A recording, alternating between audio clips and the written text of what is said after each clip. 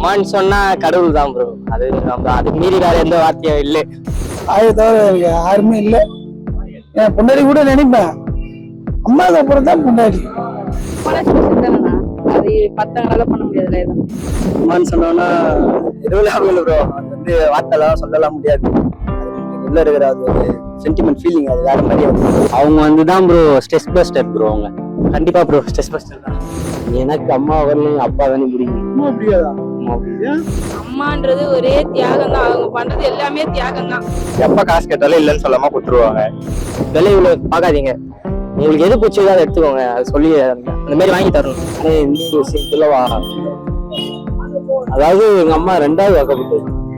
எங்க அம்மா எனக்கு கட்டிக்க போற பொண்டாட்டியோட எங்க அம்மா ராணி மாதிரி பார்த்தா. சாங், சின்ன சாங் அம்மா பத்தி. வேதாகமும் திருக்குரான் பகவத்கீதை சொல்லுது.